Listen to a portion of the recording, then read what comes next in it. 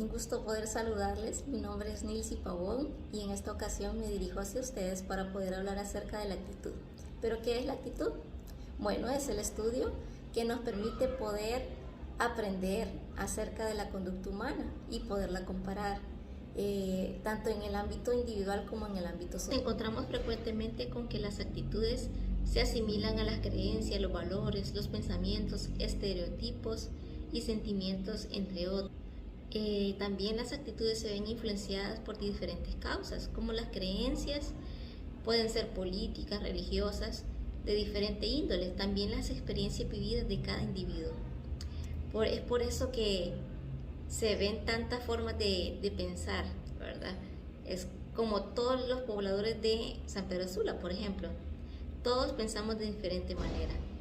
Es porque cada uno, a pesar de estar en la misma ciudad, estamos expuestos a diferentes situaciones. El psicólogo social Rodríguez remarca que la actitud está compuesta por diferentes elementos esenciales, como ser el elemento cognitivo, es decir, aquello que el pensamiento conlleva de cada individuo, que lo lleva a tener un esquema cognitivo que se crea personalmente en la mente de cada individuo.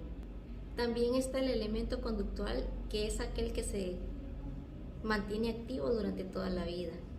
También tenemos el elemento afectivo, que a diferencia de los dos anteriores es aquel que conlleva los sentimientos de las personas, que pueden ser tanto positivos como negativos, ¿verdad?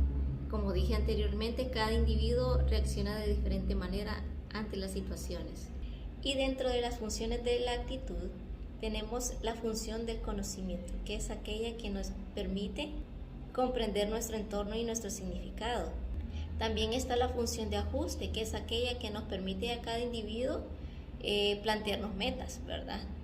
Por ejemplo, si yo digo, no me gusta esta forma de ser mía, me planteo una meta y me esfuerzo por cumplirla. También tenemos la función defensiva del yo, que es aquella que nos lleva a tener como un escudo para proteger nuestra autoestima. Es decir, si nos encontramos en una reunión familiar, por ejemplo, y empiezan a criticar nuestro cuerpo, nosotros nos ponemos a la defensiva, ¿verdad? Entonces esta función nos permite protegernos.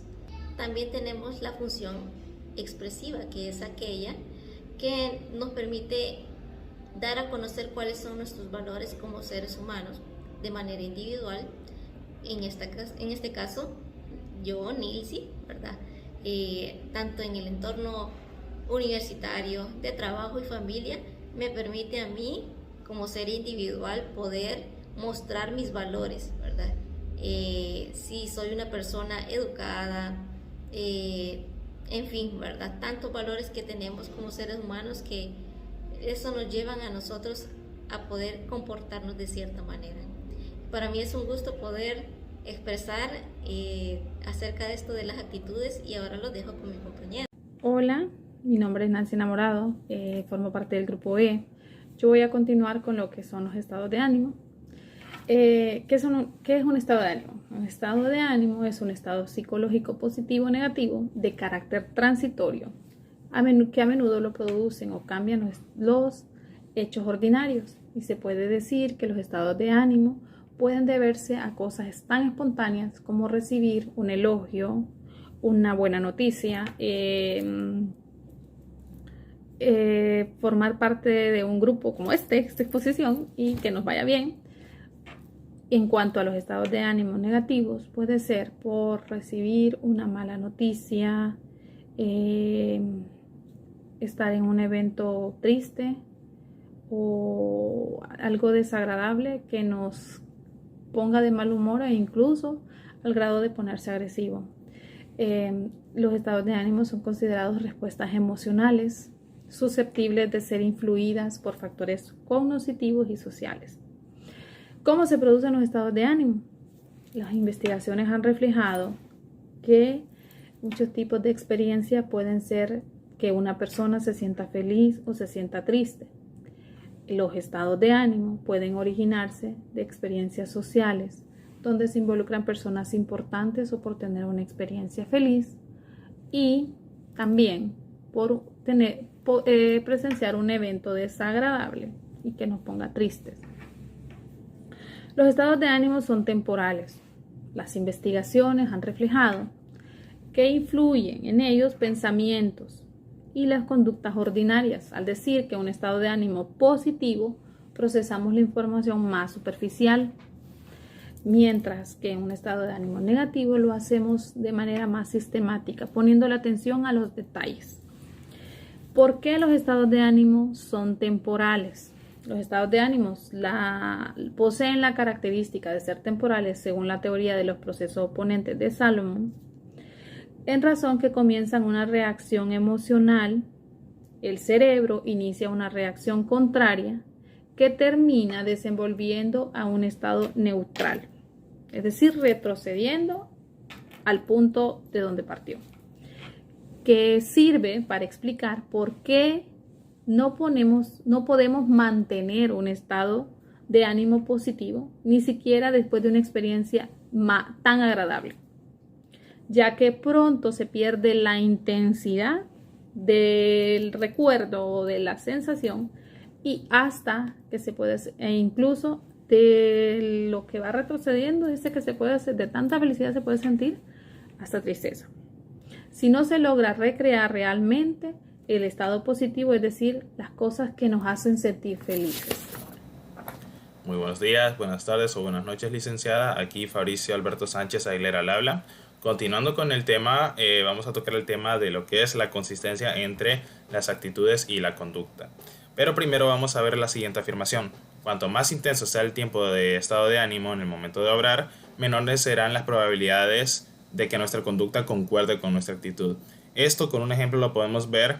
Imaginémonos un niño en la escuela primaria que está cursando el 6º grado y los viernes en las últimas 3 clases son clases que de repente no le llaman mucho la atención o que le causan mucho aburrimiento o que le causa cierto disgusto.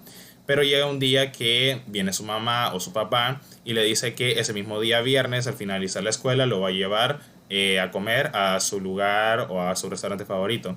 ¿Qué pasa? Que en ese día que lo van a llevar a comer, ya no tiene la misma actitud del niño en esas clases, debido a que está pensando en lo que se viene después. Entonces, ¿qué pasa? Ahí es cuando la actitud que tiene este niño frente a sus clases, que es normalmente disgusto o aburrimiento, ya no se presenta porque tiene ese pensamiento en la cabeza de que, bueno, va a finalizar las clases y después se va a ir a un lugar que le agrada muchísimo.